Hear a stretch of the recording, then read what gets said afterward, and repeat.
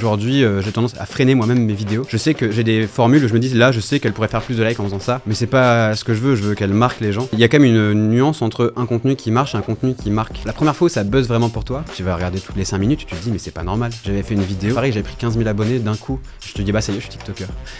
Il y a un vrai sujet autour de la santé mentale des créateurs. Enfin, je sais pas si t'as été touché à un moment. Ah oui, c'est dur, surtout que t'es seul. Tes proches ne croient pas forcément en toi, ça a pas trop de sens pour eux. Je peux plus voir une vidéo où les gens font c'est incroyable, ils surjouent en allant au restaurant. Le mieux c'est de toujours créer sa propre personnalité. Faut que je te dise un petit secret.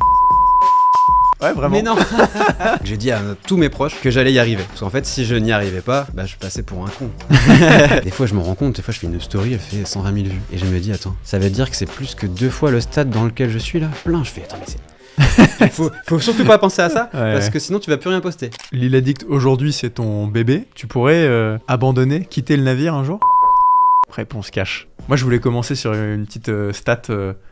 rigolote qui m'a interpellé en tout cas, c'est que j'ai regardé ce matin combien d'habitants il y avait à Lille. Il y a moins de 250 000 et t'as un compte Insta à plus de 500 000 abonnés. Comment t'as fait, comment t'expliques cette stat ? Effectivement, à la base, je pensais jamais pouvoir dépasser ce 250 000 parce que je me suis dit si on fait un contenu qui est vraiment destiné aux locaux, parce qu'on n'a pas vraiment un contenu touristique. Ce dont on parle, c'est pour les Lillois confirmés, tu vois. C'est les petits trucs à savoir, etc. Mais on va pas avoir un contenu qui va être traduit en anglais, on va pas avoir un contenu qui vise tant que ça le grand public. C'est vraiment pour les locaux. Et donc, je me suis dit à la base, 250 000, jamais on y arrivera. Quand je me revois au tout début, déjà, quand je me suis lancé, il existait que Vother, je crois, et ils avaient 20 000 abonnés sur Facebook, et je me disais, mais waouh! Incroyable. Truc de fou, 20 000 abonnés sur Facebook. Et j'avais énormément d'admiration pour Vother, que je trouve que j'adorais ce média. Et je me suis dit, si un jour j'atteins ça, ça serait incroyable. Et c'est vrai que là, de se dire qu'aujourd'hui, on a une page Instagram avec plus de 500 000, c'est fou.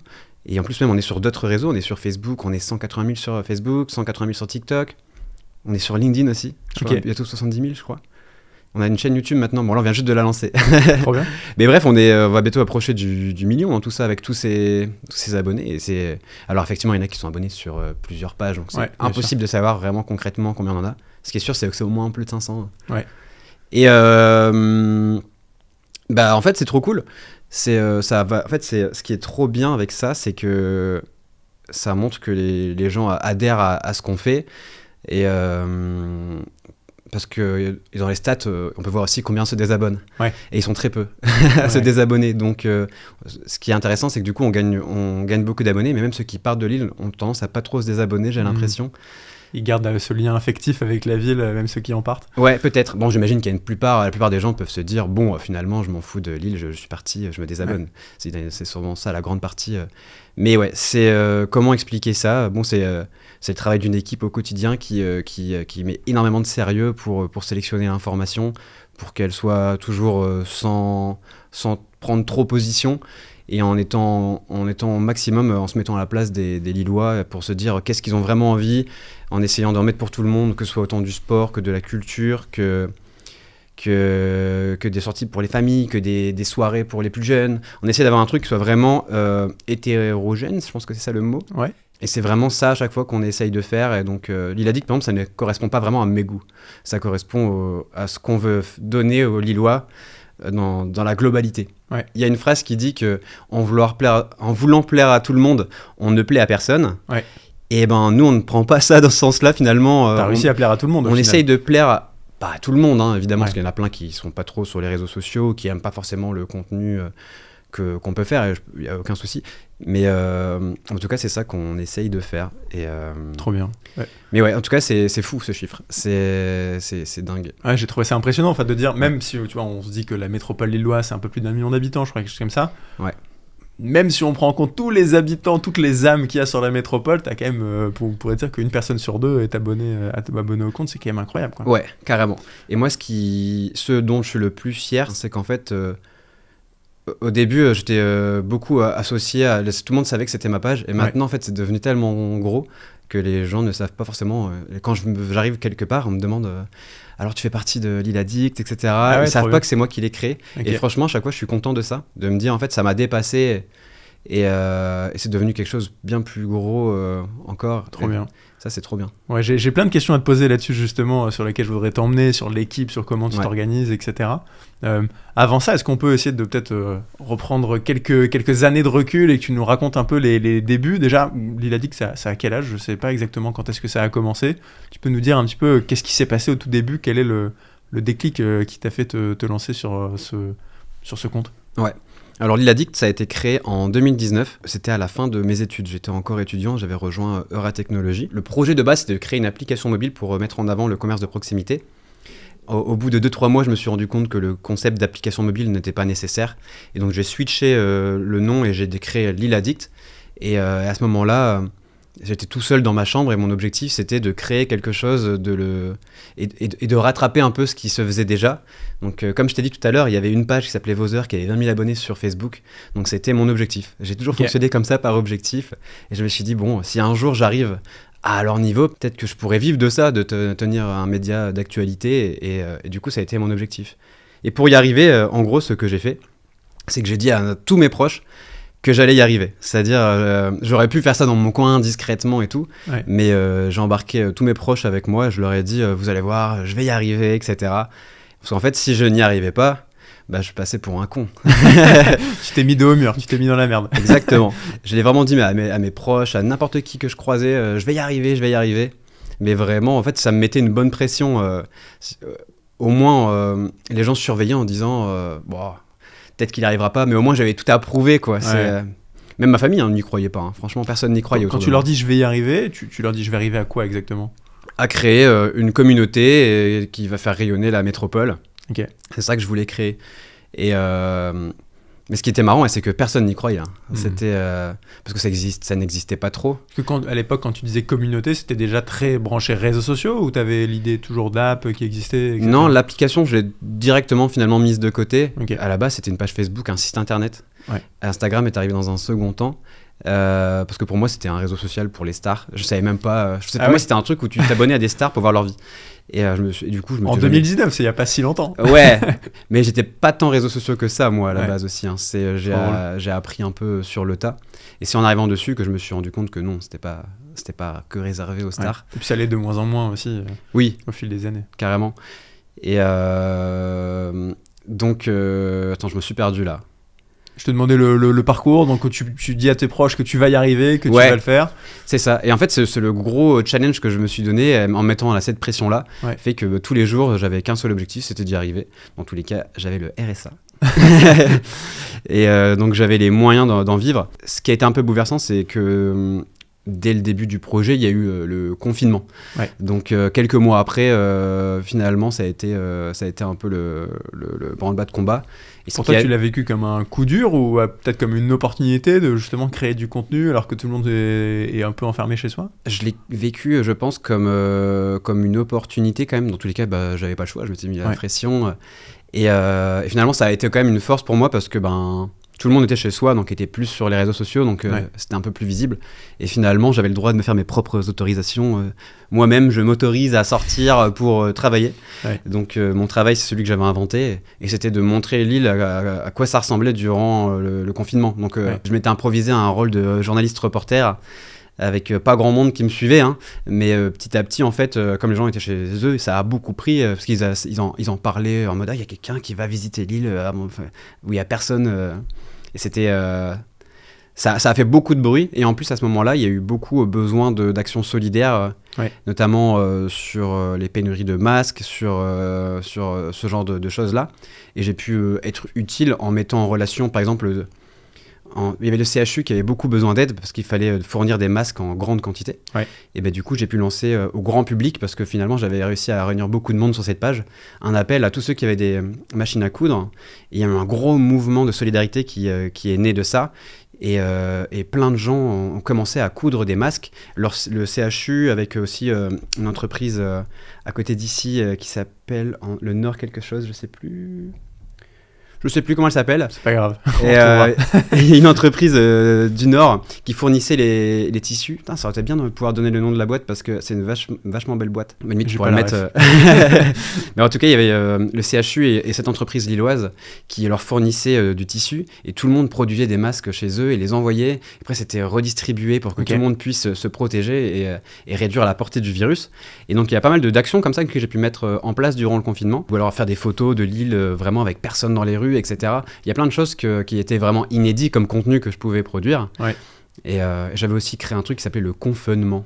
Ok. Et les gens m'envoyaient leurs vidéos, ils faisaient les cons chez eux et j'ai les postais. Et du coup, c'était un peu ou en story ou en post, et c'était un peu à qui ferait la plus grosse connerie. La plus grosse connerie, voilà. Et ça aussi, ça a fait pas mal de bruit et tout. Et énormément de gens sont arrivés à ce moment-là. Et je pense que c'est à ce moment-là que l'IADICT a vraiment pris une grosse ampleur. Tu te souviens des premiers contenus que tu as postés qui ont vraiment bien marché, où tu te dis waouh, il se passe un truc, c'est en train de prendre?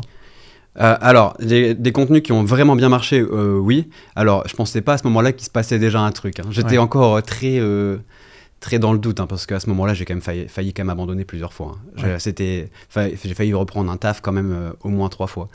Parce que forcément, c'est pas facile et que personne croit en toi, que t'as pas de thunes.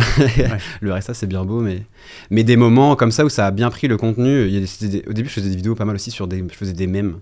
Tu vois, tu reprends des trucs, des scènes de Peaky Blinders, par exemple, des scènes des élections présidentielles avec Barack Obama, et tu viens mettre des choses dessus qui sont en rapport avec l'île. Donc, je sais pas, le Welsh, le carbone flamand, des choses comme ça. Et ça parle beaucoup aux Lillois. Et ça, c'était très viral sur les réseaux. Les mèmes, c'est un peu moins présent maintenant. Ouais.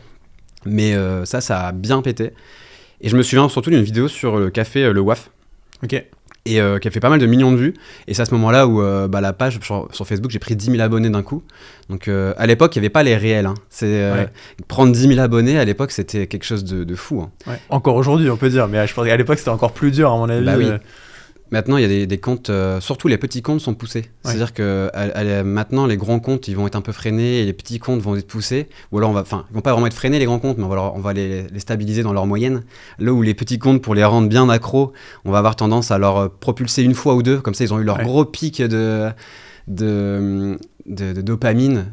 Parce que la première fois où ça buzz vraiment pour toi, moi j'ai déjà vu ça sur TikTok. Tu vas regarder toutes les 5 minutes, tu te dis mais c'est pas normal. Ouais. J'avais fait une vidéo d'un coup, pareil, j'avais pris 15 000 abonnés d'un coup. Je te dis bah ça y est, je suis TikToker. C'est nimp. TikTok a tendance à pas mal pousser ça chez les petits créateurs, à leur laisser 1-2 buzz. Ouais. Et après donner envie de revenir.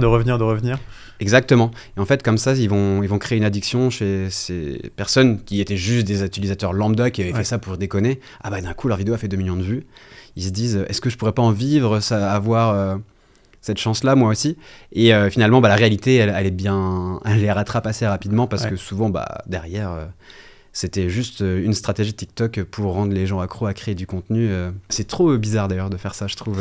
C'est un peu la stratégie du casino, quoi, ou voire du dealer de drogue. Je t'en donne un petit peu, tiens, regarde la dopamine, et puis maintenant, il faut que tu cravaches pour avoir la même chose, quoi. Bien sûr, et en plus, ça marche. Tu dis à quelqu'un, ok, du jour au lendemain, tu as 10 000 personnes qui vont suivre ta page, plein de gens vont s'intéresser à ton contenu que tu avais fait dans ta chambre comme ça, sans aucune prétention. Ouais. C'est forcément que ces gens tombent dans une sorte d'addiction.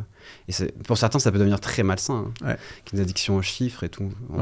Tu remplaces tout ce qu'on dit par de la drogue, enfin, c'est pareil. Hein. Il y a un vrai sujet autour de la santé mentale des créateurs. Enfin, je sais pas si tu as été touché à un moment, peut-être qu'aujourd'hui tu as réussi à t'en détacher, etc. Mais je pense au début, quand justement tu es presque sur un fil où tu dis est-ce que je reprends un taf ou pas, et en fait tu dis est-ce que ça va marcher, mais oui, mais j'ai quand même plein d'abonnés, mais en même temps ça me ramène pas forcément beaucoup d'argent, etc.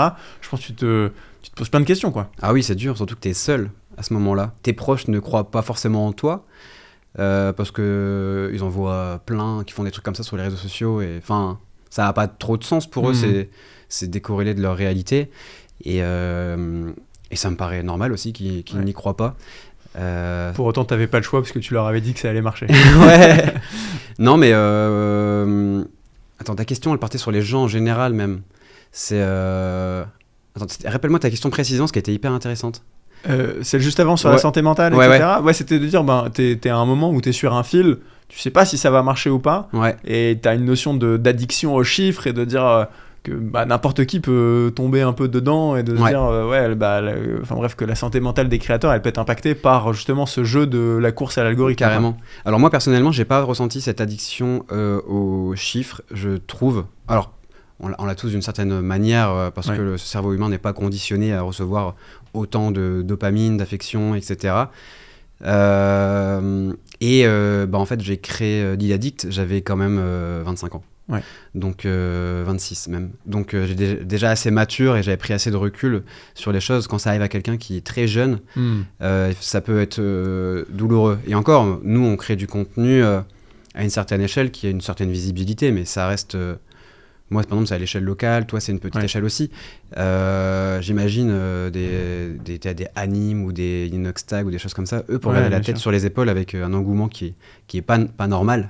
C'est pas normal que les gens soient autant attachés. D'autant plus que toi comme moi je crée pas du contenu sur ma personne, toi non plus. C'est ça. Et tu vois, que si ça aime ou pas, on n'aime pas ce que je raconte, mais on n'aime pas forcément moi, ma personne. Toi, c'est pareil. C'est ça.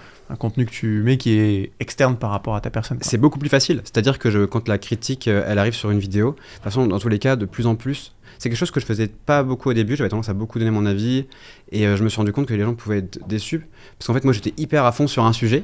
Et ben, il y en a qui pouvaient ne pas avoir le même niveau d'exigence parce que ça se trouve, ils sont plus âgés, ils en ont fait plein et on peut plus leur faire. Et moi qui étais facilement impressionnable par un truc tout bidon, et ben j'avais tendance à toujours donner beaucoup d'adjectifs parce que j'étais passionné et à fond dans ce que je faisais et avant tu me mettais une tranche de Saint-Nectaire qui coulait sur un burger, c'était le meilleur burger de ma vie. Maintenant j'ai suffisamment de recul pour donner une version un peu plus neutre parce que je me suis moins facilement impressionné, mais j'ai tendance à me perdre, c'est fou. Je disais ça et la question.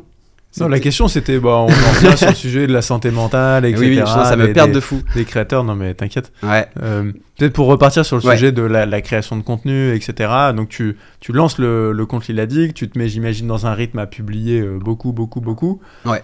Qu'est-ce que t'as appris sur, qu'est-ce qui fait qu'un contenu va bien marcher ou pas ? Alors, là, aujourd'hui, qu'est-ce que j'ai appris sur un contenu va bien marcher ou pas ? J'imagine que tu as développé une sorte de sixième sens presque, de dire ça c'est une vidéo qui va cartonner ou ça pas du tout. Ouais, alors déjà les contenus, plus ils sont courts généralement, plus ça fonctionne désormais. Après il y a quand même une nuance entre un contenu qui marche et un contenu qui marque, j'ai remarqué. Et c'est là où j'ai quand même tendance à prendre du recul là-dessus et pas vouloir faire du contenu qui marche souvent, moi. Belle punchline. Différence entre un contenu qui marche vs contenu qui marque. C'est vrai. Je me suis rendu compte que moi, les vidéos dont on me parle le plus, c'est pas... En fait, nous, on a des formats qu'on appelle format actualité. Ouais. On va dire une vidéo de 10 secondes, il s'est passé ça à Lille. Forcément, ça peut faire, 500 000 vues facilement et 15 000 likes. C'est des stats qui sont souvent au-dessus d'une moyenne. Mais jamais mes potes vont m'en parler, tu vois. Ils vont jamais me dire tiens, j'ai vu que t'avais posté ça. Non, ils like parce qu'ils aiment bien cette actu, elle passe, mais ils l'ont oublié 2 secondes plus tard. Mais par contre, si je vais faire des vidéos qui sont plus longues, comme j'ai fait un marathon de la bière et j'ai voulu faire un reportage en même temps, ou alors on est parti aux États-Unis visiter une autre ville qui s'appelle Lille. C'est des vidéos qui font un peu moins d'engagement parce qu'elles sont longues, mais par contre on m'en parle encore aujourd'hui. Notamment j'avais fait une vidéo avec Clara Morgan aussi, celle-là on m'en parle encore beaucoup aujourd'hui. Mais ça c'est des vidéos, c'est pas celles du tout qui ont fait le plus de likes et tout, c'est vraiment celles dont on me parle. Et finalement moi quand on me demande de réfléchir à Lil Addict, c'est celle dont je me souviens aussi. Et donc du coup c'est vrai que j'ai un point de vue qui est peut-être un peu différent des créateurs à ce niveau-là. Aujourd'hui j'ai tendance à freiner moi-même mes vidéos. Je sais que j'ai des formules où je me dis là je sais qu'elle pourrait faire plus de likes en faisant ça, mais c'est pas ce que je veux qu'elle marque les gens. Et par exemple, voilà, l'interview que j'ai faite avec Marine de la Star Academy, je pourrais faire la dépioter et garder tout et faire 4-5 mini-extraits qui seraient hyper viraux. Mais je préfère faire un truc vraiment posé, en délire. Et même si c'est une vidéo qui sort, qui fait 3-4 minutes, peut-être que 10% seulement iront jusqu'à la fin. Et ça va freiner l'algorithme parce que le watch time sera moins bon. Et j'ai tendance à me dire, je m'en fous, tu vois. Actuellement, j'ai pas envie avoir un comportement dicté par les algos. C'est même pas forcément de vouloir prendre les choses à contre-courant, c'est de vouloir faire les choses sans trop me mettre la pression des chiffres. Et c'est même pour ça que je ne regarde pas forcément beaucoup les chiffres. C'est quelqu'un de mon équipe qui le fait. Je regarde plus trop les likes, les stats, tout ça. J'essaie de vraiment m'en détacher à fond pour essayer de créer un contenu que j'aime bien. Mais bon, après, si tu veux vraiment les clés d'un contenu qui marche effectivement en termes de likes et de portée pour gagner des abonnés, Je pense que effectivement, tu as le hook qui est très important de base, tu l'expliques très bien dans tes vidéos. Comment capter l'attention et en essayant, je pense, de se démarquer des autres, trouver des hooks qui n'existent pas, je trouve que c'est le mieux pour ne pas être assimilé à un créateur lambda. Je pense que le mieux, c'est de toujours créer sa propre personnalité. Donc c'est intéressant d'avoir des exemples, mais en fait, il y a des milliards de hooks qui sont possibles. Ouais, bien sûr, Une fois que tu as compris la méthode, tu peux l'adapter à ta manière et tout est faisable. C'est quoi la sauce Liladict justement pour capter l'attention ? J'ai tendance à donner un petit résumé d'une info avant d'entrer dans le détail. C'est juste ça. C'est vraiment... j'essaie vraiment de ne pas en faire des tonnes et de rester calme. C'est-à-dire que la plupart des gens vont parler super vite, vont aller avec beaucoup d'énergie, etc. Maintenant, de plus en plus, j'essaie d'être posé, chill. Et pareil, ça, c'est aussi à contre-courant des tendances, des vidéos qui marchent. Mais j'ai pas envie de suivre trop les tendances actuellement. Mais ma sauce, c'est vraiment de donner un petit résumé de l'info et après d'entrer dans le détail. Okay. Si je vais présenter quelqu'un, plutôt que de le présenter tout de suite, je vais plutôt dire en 2 phrases qui il est. Et après, on va avoir une petite vidéo plutôt contemplative, un peu plus sur l'émotion ou sur apprendre des choses, etc. Mais pas aller tout de suite dans... commencer la vidéo tout de suite avec un truc trop informatif. Ouais. Tu me disais d'ailleurs tout à l'heure que tu avais même une équipe qui était chargée de sélectionner les sujets, puisqu'en soi, tu pourrais parler de tellement de choses sur l'île. Bon, j'imagine que tous les jours, il y a un resto qui ouvre, etc. Comment, justement, c'est quoi vos critères de sélection pour dire, ça, on va en parler et bon.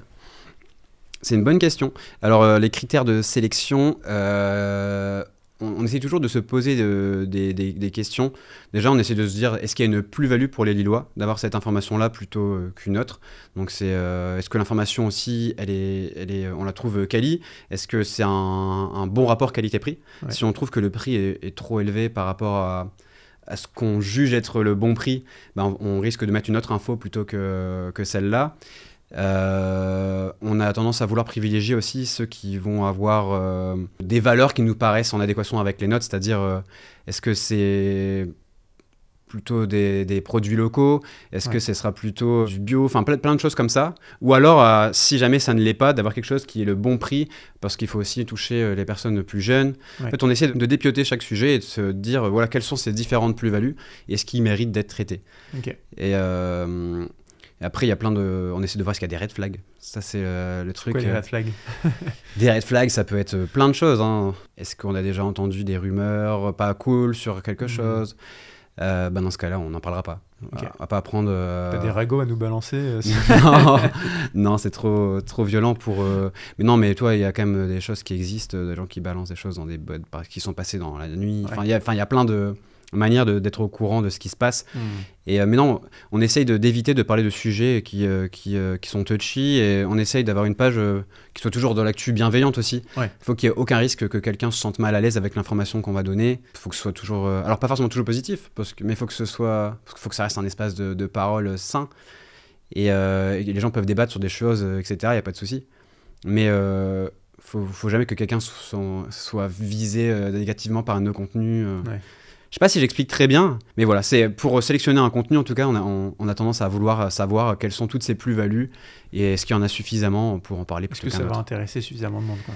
Et oui, il y a ça aussi. Même si, pareil, encore une fois, il y a plein de sujets. Et je pense, en fait, le contenu qui plaît le plus sur Liladict, c'est nos programmes Que faire à Lille. Enfin, quand je dis qui plaît le plus, c'est celui dont les gens me parlent quand ils me croisent. Ils me disent souvent ce week-end, je vais là, c'est grâce à ton programme. Et donc, du coup, ça, c'est le truc qui revient le plus quand on me croise dans la rue. Et donc, dans ce contenu-là, il y a vraiment énormément de choses qui se passent à Lille. Et pour faire des choix, effectivement, c'est là-dessus où on essaye d'être le plus sélectif et où on fait attention à tout ça. C'est vrai que souvent, il y a 14 soirées, donc là, on n'a pas la place pour tout prendre. J'imagine, il faut faire des choix. On va privilégier quand c'est gratuit. On va privilégier, parce que forcément, c'est la galère pour tout le monde. On va privilégier... quand c'est proche de Lille, forcément. Quand il y a des gros événements, on peut les prendre quand même. Et après, c'est aussi la pluralité. C'est d'avoir toujours une base de sport, parce qu'on veut toujours s'ancrer là-dedans. Si on met des soirées, on veut contrebalancer avec du sport. C'est ce qui est important pour nous. Pas être un truc que de teuf, ni que de sport. Ouais, c'est ça. Et faire attention à pas trop promouvoir, par exemple, des choses comme l'alcool, même si, effectivement, même nous, on aime bien ça. Mais enfin, il y a on essaye de faire attention à plein de choses et avoir un contenu qui va être pluriel. Tu cherches l'équilibre C'est juste. ça.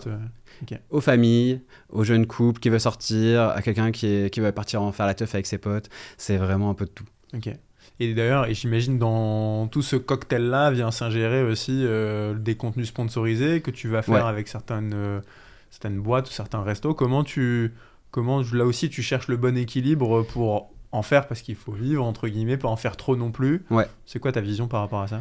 En fait, à chaque fois qu'on fait un partenariat, on parle du principe, est-ce qu'on l'aurait fait si c'était pas payé en fait. Okay. Donc c'est pour ça qu'on est hyper dur, et je m'en excuse vraiment auprès des commerçants.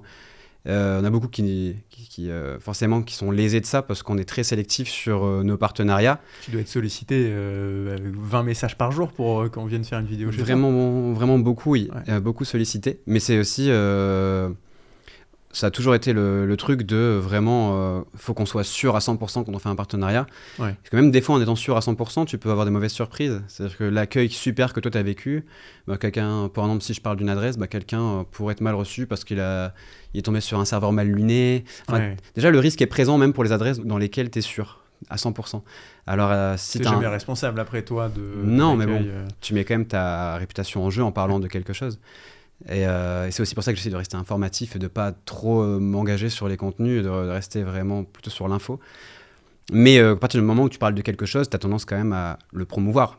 Peu importe même si tu dis juste de manière informative, voilà, ça existe, sans dire vraiment concrètement, allez-y, t'en as parlé. Donc c'est quand même un choix. C'est vrai que j'ai remarqué j'ai une vidéo en tête de La Friche par exemple qui est sortie il y a pas longtemps, où tu vas dire ce qui s'y passe, voilà, il y a ça, etc. Mais sans trop te mouiller, sans dire, voilà, cet endroit, il est génial, allez-y absolument. Tu restes relativement neutre quand même dans les recommandations, je trouve. C'est volontaire, j'imagine. C'est hyper volontaire, et c'est aussi parce que ça a beaucoup changé. Comme je te disais tout à l'heure, c'est là où je me suis perdu. Et bien... À l'époque, quand je commençais, effectivement, j'avais pas beaucoup de goûter de restaurant, j'avais pas été à beaucoup de soirées. Donc j'avais tendance à tout aimer. Et donc quand je faisais mes recommandations, elles pouvaient paraître un peu douteuses parce que j'avais pas de goût hyper raffiné. Maintenant, effectivement, j'ai roulé ma bosse. Et donc... Tu peux plus dire à chaque vidéo, c'est le meilleur burger de ma vie. Bah non. Et je comprends pourquoi les petits créateurs... ont tendance des fois à dire ça. Je pense pas que ce soit forcément une question d'argent parce qu'on les a payés pour. Non, je pense qu'ils sont vraiment convaincus parce qu'ils sont jeunes et qu'ils découvrent.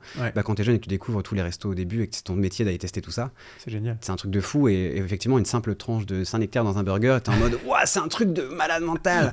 Faut que j'aille le crier sur tous les toits sur mes réseaux sociaux. Non, et maintenant effectivement j'ai roulé un peu ma bosse et je suis beaucoup moins impressionnable par un restaurant, et forcément hein, c'est logique. Bien sûr. Donc c'est aussi pour ça que je suis de plus en plus sélectif et que je donne plus trop mon avis en fait. Ou alors c'est vraiment que j'en suis sûr à 100% vraiment si je dis un truc. C'est comme quand je vais tester par exemple, la dernière fois, un resto qui m'a marqué, les 3 petits pichons. J'ai dit une phrase, j'ai dit « Personne ne peut ne pas aimer le poisson en venant ici ». Mais j'en suis convaincu, parce que ce resto, c'est de la bombe. Mais c'est rare que je vais te dire une phrase comme ça, mais quand je la dis, c'est sûr, quoi. C'est... Parce que je peux quand même encore être impressionné. Ouais, bien sûr. Mais justement, ça va être ma question suivante, c'est maintenant, est-ce que quand tu te fais un resto, tu sais quand même apprécier le moment, ou tu penses déjà à la vidéo que tu vas pouvoir en faire derrière? En fait, c'est vrai que j'ai tendance à faire tous mes restos sur les tests que je dois faire par rapport au contenu. Je vais rarement... Ou alors, en fait, sinon, je vais dans un resto famille ou pote, mais sinon, ça va toujours aux mêmes endroits, au genre de resto où il y a un peu de tout, comme les casseroles lilloises ou quoi, ce genre de restaurant où je me dis, bon, il y a lui, il aime bien la viande, il va manger sa viande, elle est végé, elle va manger son plat végé. Il y en a pour tout le monde, et c'est en mode tous les plats de spécialités françaises. Il y a forcément quelqu'un qui... Pour les enfants, il y a un saucisse purée. et moi, j'ai tendance maintenant à aller dans ces endroits rassurants. Après, c'est vrai que moi, quand je sors personnellement avec mes potes, c'est soit ce genre d'endroit-là, soit un estaminet. Les bars, c'est toujours les mêmes bars. C'est très simple ce que je fais. Et donc là, c'est vrai que sur ces sorties-là, j'analyse pas du tout... je sais... T'arrives à te déconnecter un peu. Ce qui compte pour moi, c'est le moment. Alors si le Welsh il est un peu moins bon, franchement... Je m'en fous un peu. Ce qui compte, c'est de voir mes potes et de savoir où est-ce qu'ils en sont dans leur vie. Ça, c'est plutôt ça qui m'intéresse à ce moment-là que de savoir si le pain du Welsh a bien été toasté. Normal. Mais ouais. Mais sinon, un peu matrixé, effectivement, en général, parce que quand je fais des restos autres qui sont assez souvent dans le cadre du taf maintenant. Et donc, sur les contenus sponsorisés, pour revenir là-dessus, ta vision, c'est vraiment j'accepte la sponsor seulement si j'aurais accepté de le faire gratuitement, entre guillemets, Exactement. sans être sponsor, quoi. C'est ça. Ok. Et si demain, par exemple, je sais pas, si je me projette sur, je suis un restaurateur, je vais ouvrir un nouveau resto, Ouais. à quel moment, toi, tu vas te dire, ce resto, il est vraiment bien, j'ai envie d'y aller et de faire une vidéo sans forcément que ce soit un contenu en partenariat? Ouais. Ou alors tu te dis, j'attends qu'il me sollicite pour un partenariat. Comment tu vis En fait, ça? ça dépend, c'est au cas par cas. Si j'ai décidé d'y aller parce que le coup de cœur est vraiment présent, j'ai pas de temps à perdre, ça se fait tout Pose de pas la suite. question et tu y vas. Oui, voilà. Ouais. Et sinon, ils nous ont demandé et on a trouvé ça vachement bien, donc on le fait à notre sauce, la même. Ce sera la même vidéo qui sera produite dans les deux cas, en fait. Ok. Dans tous les cas, ils voient pas la vidéo avant qu'elle sorte. Ah ouais, même en sponsor? Ouais. Ok. Donc, c'est la découverte le jour J. Surprise. Ouais, c'est ça. Sachant que j'imagine quand tu fais un partenariat, t'es quand même obligé de... Enfin, tu peux pas tracher le resto en question dans un partenariat. Non, mais après, dans tous les cas, si je devais le tracher, j'aurais pas fait de vidéo. Ouais, ok. En fait, il y a deux postulats, ceux qui vont faire des avis négatifs et positifs. Moi, quand c'est négatif, j'en parle pas. Ok. C'est juste ça. Ok. La nuance, elle est vraiment là. Ça t'est déjà arrivé d'avoir un partenariat avec une boîte et en fait de pas faire la vidéo une fois que t'as fait le test? Ouais. Ouais, dans tous les cas, le partenariat n'est jamais enclenché tant que j'ai pas validé le test. Ok. Donc les risques sont quand même limités parce que j'ai pas envie, ça c'est hyper violent pour un restaurateur. Sinon, dans l'autre démarche, on va faire un partenariat. Ouais, finalement j'ai pas aimé mon test. Bah non, on donne une nouvelle que quand le test est fait. Ouais. Et par contre, ça m'est déjà arrivé de valider le test et de refuser finalement sur le tournage. Ok. Parce que j'ai eu un doute sur le moment du tournage, quelque chose que j'ai vu et que je me suis dit, voilà, non, finalement, je le sens pas trop, j'ai peur de mettre ma réputation là-dessus. Ok. Parce que quand tu dis test, ils sont au courant que tu fais un test? Pas forcément, non. Ok. Donc tu peux juste aller au resto, tester, ouais. En tant que client classique, sans forcément que eux savent que c'est pour une potentielle vidéo. Ah, mais je réserve jamais à mon nom. Ouais. Alors souvent, maintenant, on me reconnaît quand même, mais au moins, il y a l'effet de surprise est quand même plus maîtrisé. C'est les fameux testeurs des guides Michelin qui viennent en anonymat. Alors là, eux, c'est quand même beaucoup plus viable parce que forcément, personne ne sait à quoi ils ressemblent. Ouais, bien sûr. Ouais, ma tête, elle est quand même placardée sur l'île Addict. Donc, il y a un peu de vue. Ok, ouais. Ça marche. Il y a un truc que je voulais aborder avec toi aussi, c'est la notion d'équipe. Parce que donc, là, on a vu un peu les tout débuts du parcours, les débuts des partenariats, etc. Maintenant, tu as plusieurs personnes qui bossent avec toi. Tu peux nous en parler un petit peu? Je suis curieux de savoir...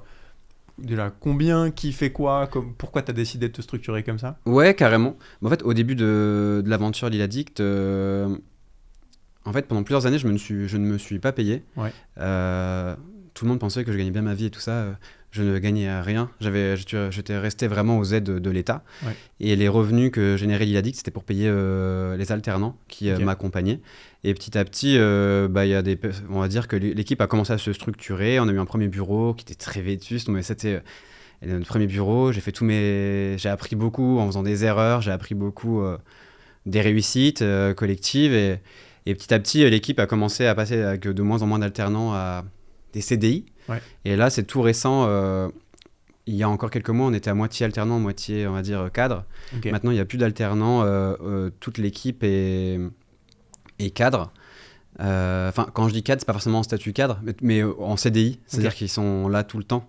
Donc, il n'y a pas besoin de savoir s'ils sont là le lundi, le dimanche. Ouais. C'est beaucoup plus facile à gérer maintenant. Okay. Quand tu dis toute l'équipe, tu as combien de personnes du coup maintenant? On est 7. Attends, on est 6 et on est 7, on a quelqu'un en stage aussi. Ok, d'accord. Donc on a quelqu'un qui est sur la partie production, donc qui va gérer le planning des équipes, qui va gérer le contenu, c'est-à-dire on a tout un système d'information. Là je donnerai pas plus d'infos parce que c'est un peu notre force, mais c'est un peu notre secret sur notre manière de fonctionner sur la création de contenu, et qu'on a vraiment un outil qui est assez performant. Et parce que traiter l'actualité, finalement, ça demande énormément de process et d'anticipation. Et donc, du coup, là, c'est vraiment notre grosse force. Et on a quelqu'un, du coup, c'est Adrien qui manage la partie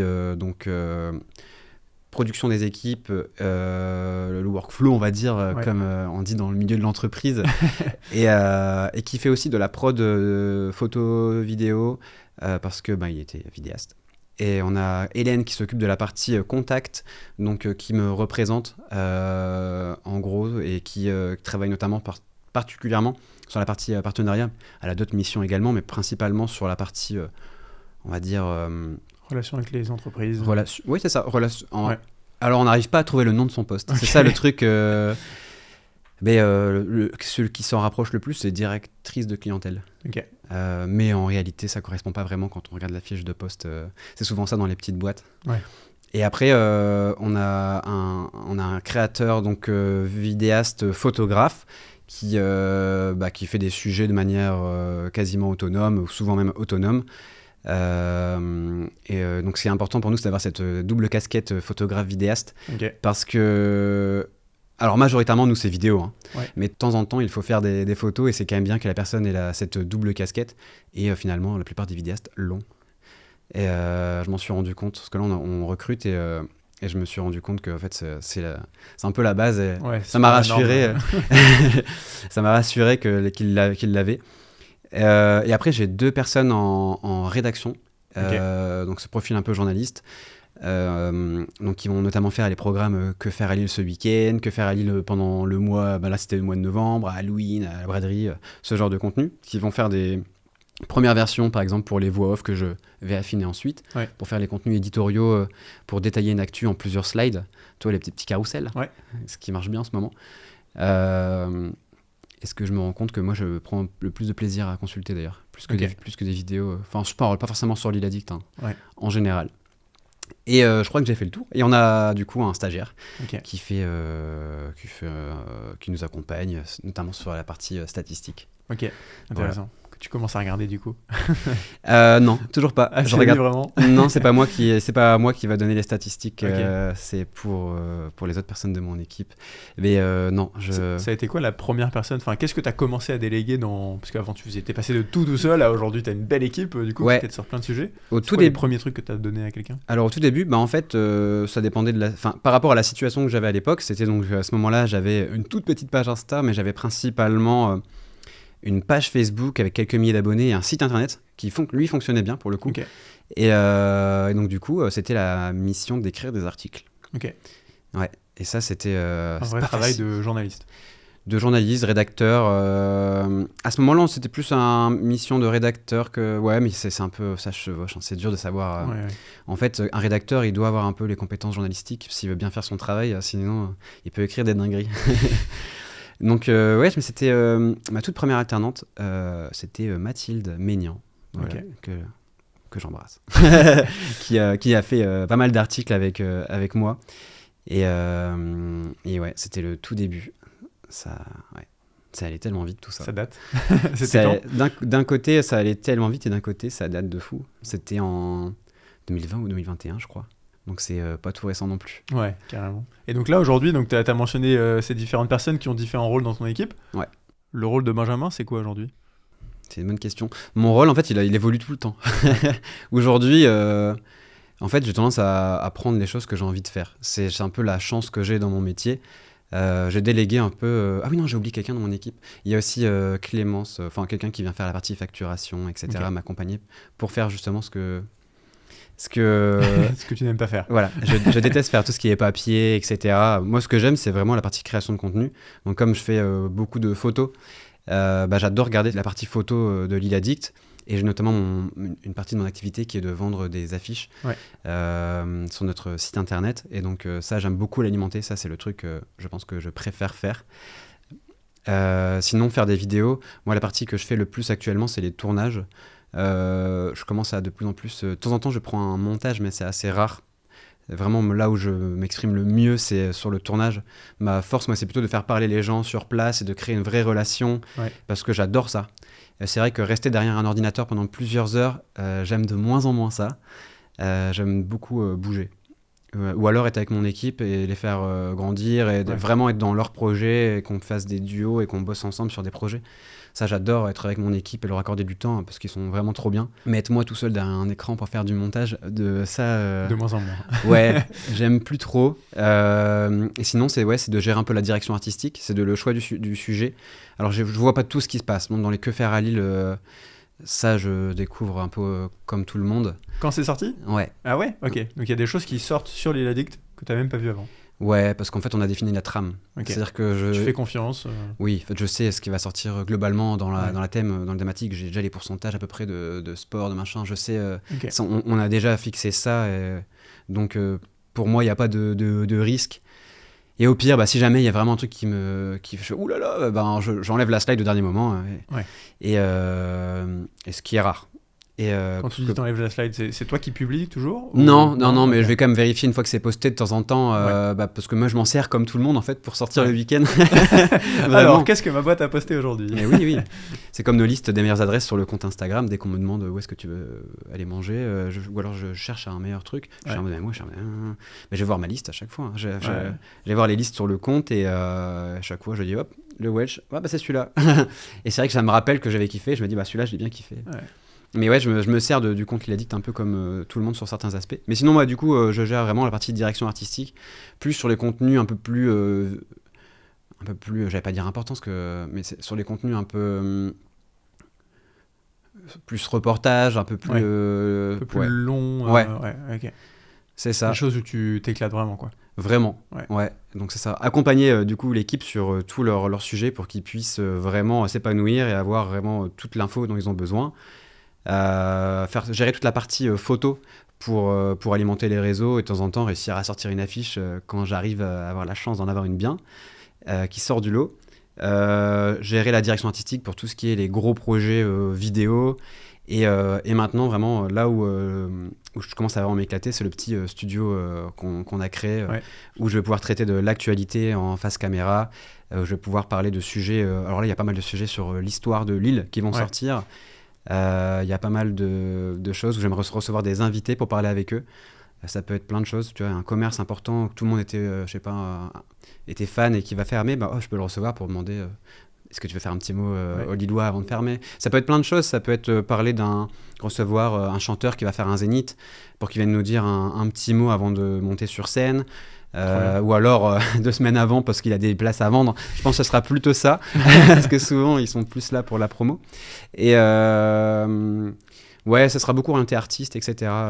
Mais du coup c'est vers ça que s'oriente mon rôle, ou alors sur beaucoup incarner des sujets autour du patrimoine, de la culture et voilà tout ça. Ok, trop bien. Ça n'a pas dû être facile, j'imagine, au début quand tu as commencé à déléguer la partie création. C'est dur. Parce que c'est passé d'un projet perso à aujourd'hui, c'est un projet de boîte, c'est un projet média.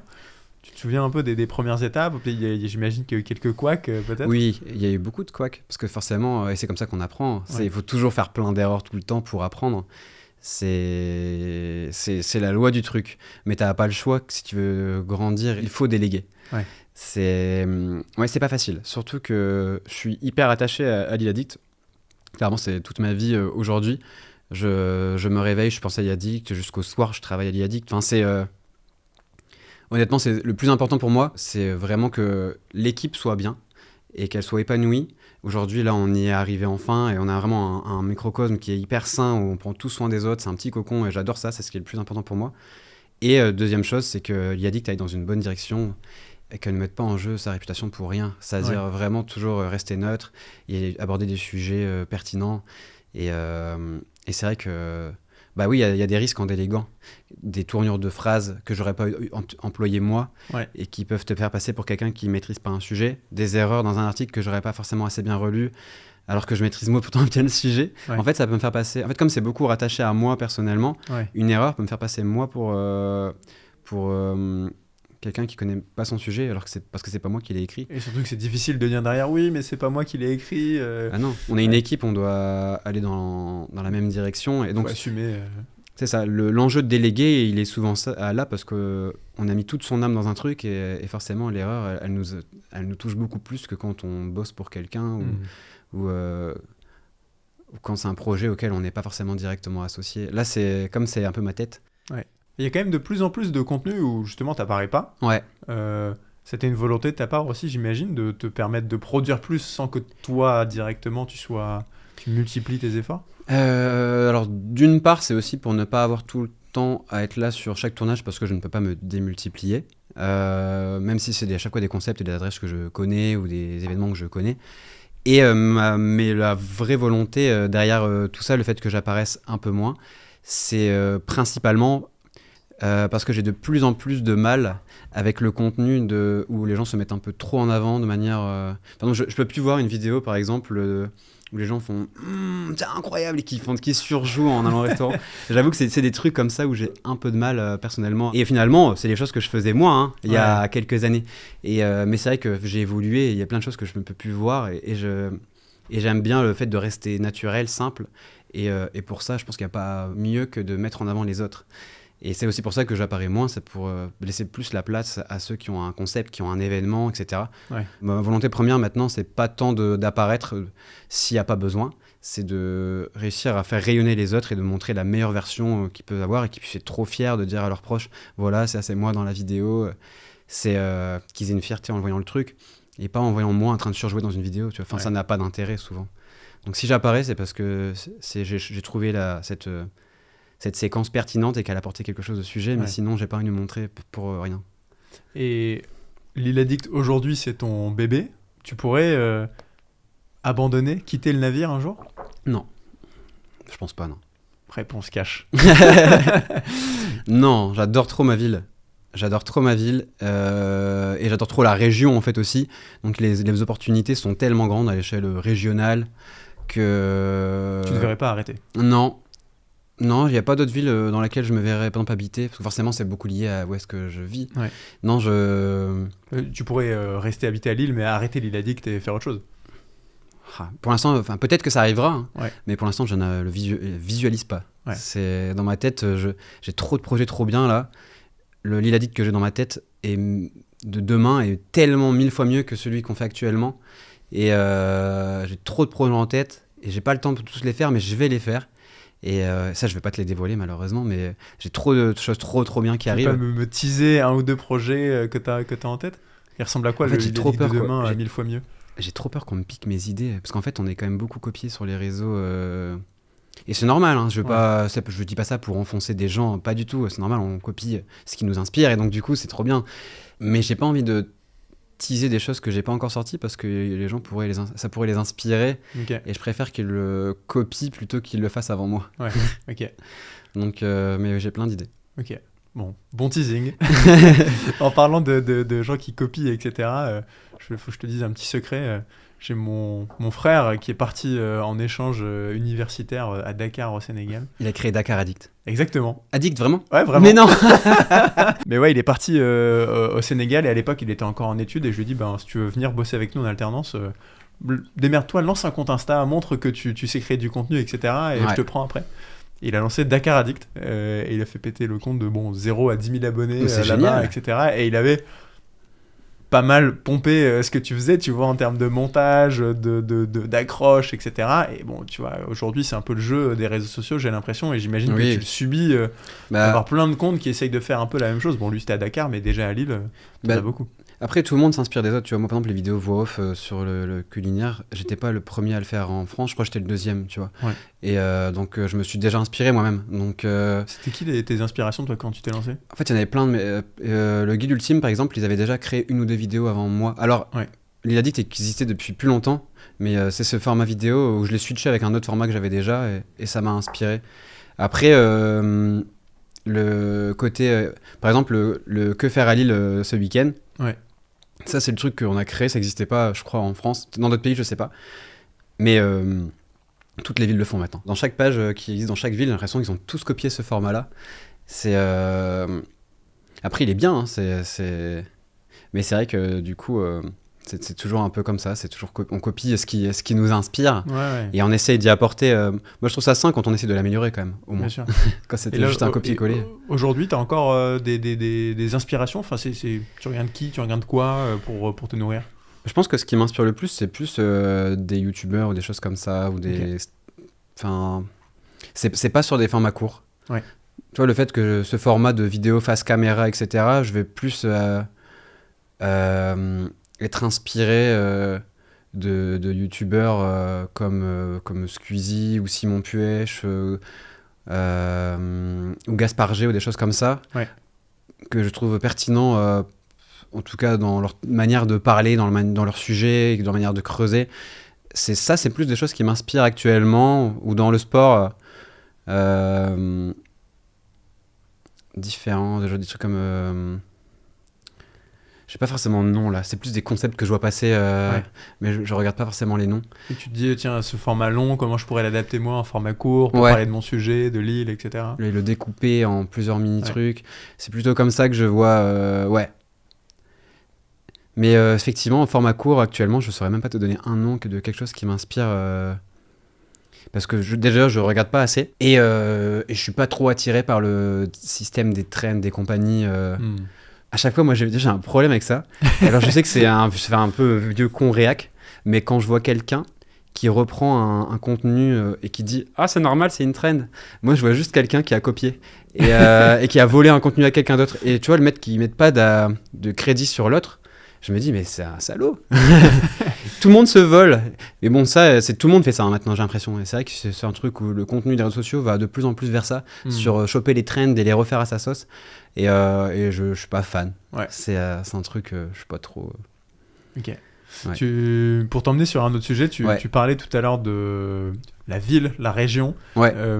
Je suis curieux de savoir quelle est ta relation justement avec les autorités, entre guillemets, enfin bref, avec les gens de la ville, justement, les gens de la métropole, de la région, etc. Ok. Tu es un bel... t'es un bel ambassadeur de la ville et de la métropole. Tu veux dire les collectivités en général ? Ouais, exactement, les collectivités, c'est le mot que je cherchais. Ok. C'est... Comment tu bosses avec eux ? C'est quoi la relation que tu as ? Je pense qu'elle est de deux manières. On peut bosser avec eux sur des projets de tourisme. Ok. Ça peut être avec la ville de Lille, par exemple, pour promouvoir des événements culturels. Généralement, c'est à peu près pareil pour tout le monde, que ce soit avec la région, la ville, le département, la métropole.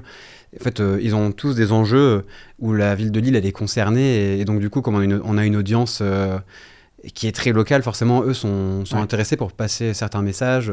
Ça peut être pour, je sais pas, le lancement d'un Vélil, ça peut être pour un festival culturel, des bons plans pour les jeunes. Ça peut être beaucoup ces choses-là. Et on a de bonnes relations. Franchement, en fait, dans tous les cas, ils nous envoient toutes leurs actus. Ils font tous des communiqués de presse comme n'importe quelle entreprise. Et donc, du coup, quand on pioche dedans, et des fois, il y a des collaborations qui vont nous permettre de financer l'IADICT.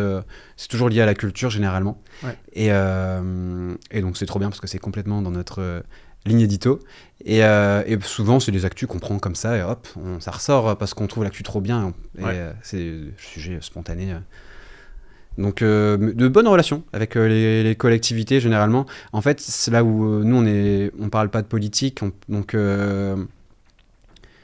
c'est quand même plutôt agréable pour eux. On va pas essayer de les piéger, tu vois. Ouais. Parce qu'on s'en fout un peu de la politique. On essaie de pas du tout en parler.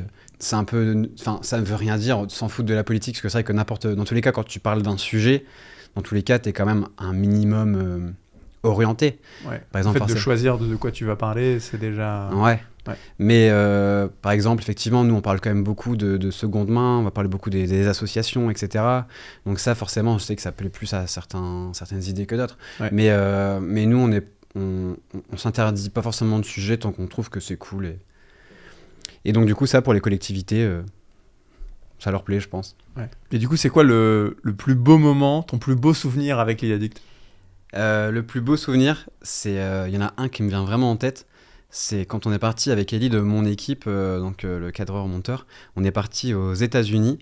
En fait, on fait un tour du monde des villes qui s'appellent Lille. Donc, on a fait une première vidéo à la base en Belgique. Okay. Découvrir un Lille en Belgique, qui est pas dingue du tout d'ailleurs. Et on a posté la vidéo et après on s'est dit « Ah, ça serait incroyable qu'il y ait un autre Lille qui existe !» Et là, on a regardé, on a fait « Mais non, il y en a un aux États-Unis. » Et non, il y en a un au Canada. Attends, Le premier qu'on a fait, c'était... Non, en fait, il y en avait un aux États-Unis et un au Canada. Donc, c'était la surprise qu'on avait eue. Donc, celui au Canada, il était dans une ville abandonnée, et qui a été l'épisode 3. Mais le mieux qu'on a eu à faire, c'est l'épisode 2. C'est dans le nord des États-Unis, dans le Maine. Donc, il y avait un village qui s'appelait Lille. Et en fait, on s'est mis à rechercher pas mal d'infos. Et on n'a rien trouvé. Il y avait juste une page Facebook d'un monsieur qui s'appelle Don. Parce qu'il n'a pas envie qu'on l'appelle Donald, parce qu'il déteste Donald Trump. Et en fait, ce mec-là, il est trop touchant. En fait, dans son village, c'est le seul gars qui parle un peu français. Parce que c'est un érudit, le gars, il est trop fort. C'est un mec qui apprend aux enfants brillants la culture, l'histoire, tout ça, quoi. Donc c'est C'est vraiment... un Américain qui habite Lille, mais qui parle français. Incroyable. Qui habite Lille, du coup, aux États-Unis, et qui parle un peu français. Et en fait, c'est un vieux monsieur trop, trop gentil, qui est aussi un danseur folklorique. Et il nous a accueillis chez lui. Et son chez lui, attends, c'est quand même quelque chose de fou. C'est une église. Il vit dans une église qu'il a transformée en musée. Ok. Un musée entier dédié à apprendre l'histoire des Acadiens. Donc, je sais pas si tu vois un petit peu... Pas trop, tu peux me dire ce que c'est?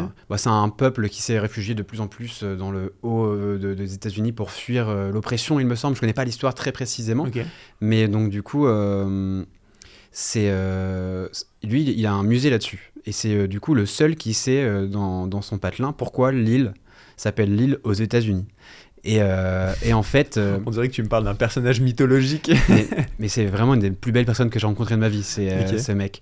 Et donc, on a toutes ces informations-là et on se dit, il faut à tout prix qu'on aille le voir faire une vidéo. Donc, on prend les billets d'avion, on y va, on prend un logement juste à côté. Et on est parti le voir durant 2 jours.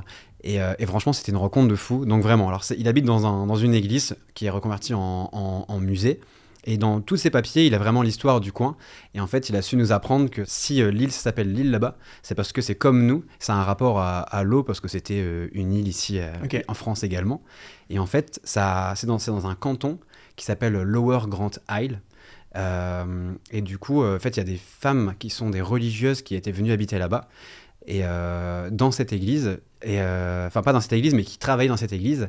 Et elles ont demandé à appeler l'île une partie de Lower Grand Isle en référence à la ville d'où elle venait ici chez nous, quoi. Ah, ok, donc c'est bien des Des personnes originaires de notre Lille ici dans le Nord qui ont donné cette idée là-bas. Exactement. Ok. Donc, et c'est pour ça que ça s'appelle l'île. Et en fait, cette histoire, c'est ce monsieur Don qui nous l'a apprise. Et en fait, ce monsieur, je sais pas combien d'années il lui reste, mais c'est le seul qui connaissait cette anecdote, c'est le seul qui tient cette page Facebook, c'est le seul qui tient ce musée. En fait, dans ce coin-là, la population, elle ne fait que chuter. Et en fait, personne d'autre parle français. Donc cette histoire, elle allait partir avec lui. Et donc ce reportage qu'on a fait en partant là-bas, on a immortalisé cette histoire. Et je sais pas s'il y a un autre Lillois est déjà parti là-bas. Enfin, c'est tellement paumé que lui m'a dit il a jamais rencontré d'autres Lillois de France qui est venu, tu vois. Donc c'est incroyable. Et c'est pour ça qu'on a fait du coup l'île en Belgique, l'île aux États-Unis, et après on a fait un dernier épisode sur l'île au Canada dans une ville abandonnée. Donc là-bas, on a même... C'est vraiment dans l'ouest du Canada, dans l'Alberta. Donc l'Alberta, tu as une partie qui est toute plate, une partie qui est montagneuse, et c'est des ours. Et c'est donc un village abandonné au milieu du territoire des ours. Donc on s'est baladé là-bas, on a fait une petite vidéo, on envoyé des empreintes d'ours au sol, et on faisait pas les fiers, du coup on est vite reparti. Mais et du coup c'est des ruines de... Le reportage qui tourne mal. Deux jeunes Lillois. On avait acheté des bombes pour faire fuir les ours, mais on n'était pas confiants. Vraiment, Ellie était en mode... On peut y aller là Ellie, du coup, qui m'accompagnait pour cadrer. Et il était pas serein du tout. Moi, j'avais tendance à dire ouais, non, on peut pousser la vidéo et tout. Je vais faire du plan drone et tout. Il me dit mais c'est qu'un drone, ça peut attirer les ours. Ouais, qu'on se chiait dessus. Et d'ailleurs, le point commun de dingue, c'est que l'île, dans ce village abandonné, il y a quoi en plein milieu? À ton avis? C'est une forêt. Il y a des maisons qui restent plus que des briques et un énorme truc. T'arriverais à deviner ce que c'est? Une colonne avec la déesse de la Grand Place. Non, c'est un énorme terril. Ah ouais, ok. Ouais. Ah, trop drôle. Parce que là-bas, ils récoltaient le charbon aussi. Ok. Et en fait, c'est parce qu'à un moment, il n'y avait plus assez de charbon, tout ça. Donc ils ont dû... Ils sont partis. Ils sont partis, voilà. Okay. Il n'y a pas eu un drame. Ouais. Il n'y a personne qui est mort, il me semble. Enfin, si, à côté, il y a eu un drame énorme qui a aussi causé la perte de ces gens-là. Pas eux directement, mais il y a eu un éboulement des plus meurtriers qui a eu lieu dans l'histoire des États-Unis.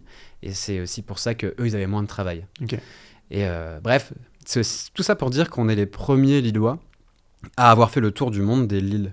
Donc on a fait l'île en France, l'île en Belgique, l'île aux États-Unis et l'île au Canada. Et la boucle est bouclée. C'est un bon fun fact, ça. T'es le premier Lillois à être allé à Lille. Ouais.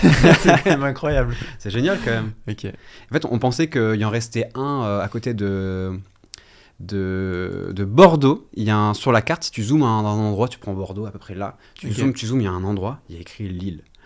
Et en fait, il n'y a aucun panneau avec écrit Lille là-dessus. On a contacté la mairie, personne n'a d'infos.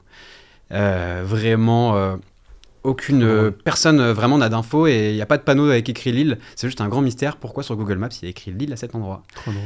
Et je sais pas, en Asie, en Afrique, t'as regardé, il n'y a pas de alors, on a poussé l'étude forcément. Au Pakistan, on a failli au Pakistan. Et dans la zone en plus qui est frontalière de l'Inde, la zone la plus dangereuse évidemment, où sur le site du ministère il y a marqué ne surtout pas y aller. Donc j'étais vraiment en train de voir, donc j'allais y aller quand même avec un de mes frères qui est passionné de voyage, et en fait on s'est rendu compte que c'était pas à Lille, mais les médias qui en avaient parlé à Lille s'étaient trompés. C'est Lilla, Lila. Et en fait il y en a un aussi en Estonie et c'est Lila aussi. Et du coup, on s'est dit, bon, bah, on va pas aller faire non plus le tour de toutes les villes qui ont un nom qui ressemble. Sinon, en Norvège, il y a Lillestrøm. Je crois que c'est en Norvège. Hein. Mais en fait, forcément, tu peux en faire d'autres qui sont ressemblants. Mais non, je me plais à dire que non. Ça y est. Nous sommes les premiers on est les premiers à avoir fait le tour du monde de tous les Lilles. Ça, c'est une aventure de fou quand même. Ok, belle anecdote. Ouais. T'as d'autres anecdotes à me partager ? Ouais, sur la vidéo qui m'a le plus touché émotionnellement parlant. Ok, vas-y. La vidéo qui m'a le plus touché sur le plan émotif, c'est il y a tous les ans un défilé à Lille qui s'appelle Défile Cancer. Et donc c'est des femmes atteintes de cancer du sein qui sont accompagnées par une association qui est incroyable. Elle s'appelle Émeraude. Et cette asso, donc elle travaille également avec une école. Il me semble que c'est rattaché à la Cato. Je sais plus exactement quelle école c'est, mais c'est surtout l'association Émeraude. Et en fait, ils accompagnent par le biais de plein d'actions les femmes qui sont atteintes de cancer ou en rémission pour leur proposer d'avoir plein d'activités autour du sport, plein de choses vraiment trop trop chouettes. Et en fait, ces étudiants de l'école, elles ont la branche défilé. Et en fait, ça se passe normalement au Palais des Beaux-Arts. Cette année, c'était au Palais Rameau. Et en fait, c'est un défilé de femmes atteintes de cancer ou en rémission pour leur redonner confiance en elles. Il y a tout un public qui se met autour. Trop bien. Et ça, c'est vraiment le plus beau tournage que j'ai eu à faire. Et c'est vraiment, en fait, je filmais et je pleurais en même temps. Et en fait, ça me rappelait plein de choses. Le cancer, ça a été une hécatombe aussi encore ailleurs dans ma famille. Et c'est vrai que je me repensais à plein de choses. Et j'étais hyper impressionné de ces femmes qui défilaient devant le public. C'était un truc vraiment... T'imagines, tu filmes et tu pleures en même temps, et t'es comme ça. Et je suis rentré chez moi, j'étais vraiment éteint. Et j'avais qu'une hâte, c'était de faire la vidéo, et je repleurais en faisant le montage. Et t'as réussi à retransmettre l'émotion dans la vidéo finale aussi ? Franchement, ouais. J'étais trop content de ça. J'avais écrit une voix off par au-dessus. Et j'avais gardé pas mal de sons directement du moment sur place, avec une belle musique de piano. Trop bien. C'était beau. Ça, c'était vraiment ce genre de souvenirs, tu te dis, qui sont hyper marquants et qui sortent de juste faire des vidéos sur l'actualité. Ça, c'est des trucs qui touchent encore beaucoup, beaucoup plus. Hein. Ouais, c'est chouette que tu aies pu avoir ça, enfin vivre ça au quotidien en fait. Ouais. Faire de ton quotidien plein d'expériences comme ça qui sont pas communes, quoi. Grave. C'est vraiment tout ça, ouais. Trop bien. C'est tout, c'est vraiment, c'est pour ça que quand on me demande est-ce que tu veux créer Paris Addict, Bordeaux Addict, je m'en fous complètement de ça. Et du côté business, je pourrais même demain décider de gagner pas grand chose tant que je peux continuer à faire des vidéos qui me touchent beaucoup et que les gens les voient un minimum comme ça me suffirait en vrai. Et je préférais ça plutôt que de me travestir en faisant que du business et des choses qui me ressemblent pas. J'ai vraiment envie de m'épanouir et de grandir, tu vois. En gros. Trop bien. Ok. Je me demandais, il y a des aspects chiants à être Benjamin de Lille Addict. Tu parlais de te faire reconnaître dans la rue, etc. Alors, se faire reconnaître dans la rue, ça va. Moi, je suis pas Squeezie. Hein. C'est-à-dire que comme je parle pas spécialement de moi, je vois bien que dans les regards que la plupart des gens me reconnaissent, notamment sur Lille. Quand je vais ailleurs, j'imagine. Quand je vais en vacances à l'étranger, franchement, c'est très rare qu'on me reconnaisse. Ça arrive, mais c'est tombé sur des Lillois. C'est des Lillois, en fait. Ouais. Et donc, du coup, ils sont rares. Donc, mais non, les gens sont toujours très gentils. J'ai franchement 2-3 fois à la rigueur des gens un peu trop bourrés, un peu chiants, mais sinon, non, les gens sont trop gentils, bienveillants, et ça me donne plus de la motivation parce que forcément on donne du contenu tous les jours dans notre bureau, alors on sort avec ceux qu'on interviewe, ceux avec machin, mais on voit pas vraiment ceux qui voient la vidéo, on voit que des chiffres. Des fois tu vois, je sais pas, ça 200 000, 500 000, tu vois des likes par je sais pas combien, mais c'est pas très palpable. On perd un peu cette notion. Des fois, je me rends compte, des fois, je fais une story, elle fait 120 000 vues. Et je me dis, attends, ma story, elle fait 120 000 vues. ça veut dire que c'est plus que 2 fois le stade dans lequel je suis là. Plein, je fais, attends, mais c'est... Il faut surtout pas penser à ça, parce que sinon tu vas plus rien poster. Tu vas réfléchir, tu vas tout calculer. Non, faut se dire, faut limite se dire, attends, il y a que mes potes qui le voient. Là. 120 000 vues en story, c'est incroyable. Alors pas sur toutes, mais le dimanche, des fois ça arrive, ouais. Et mais non, des fois on a des stories comme tout le monde qui vont faire moins. Alors c'est vrai que c'est des stats d'un gros compte. Hein, bien sûr. Je pense que c'est au moins 30-40 000, je pense. Mais mais rien que ça, c'est déjà quasiment un stade. Ouais, c'est clair. C'est fou, hein. Et si tu visualises vraiment 30 000 personnes sur leur téléphone en train de regarder ce que tu as posté, c'est sûr que ça te donne le tournis. C'est un truc de malade. Ouais. Et en fait, on perd la notion des chiffres actuellement. Parce qu'en fait, il y a les TikTok et tout qui ont tellement tout banalisé. Avec justement cette manière de dire à un inconnu qui a posté une vidéo dans sa chambre à la con, tiens, toi, du jour au lendemain, on va te donner 2 millions pour que tu sois accro et on va te pousser à créer des vidéos pour que tu rejoignes le système. Et ben, du coup, à force, ça devient ah, ok, t'as fait 2 millions.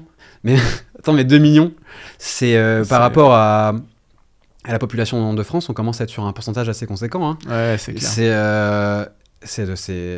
On a perdu cette notion des chiffres. Déjà 10 000 vues à l'époque.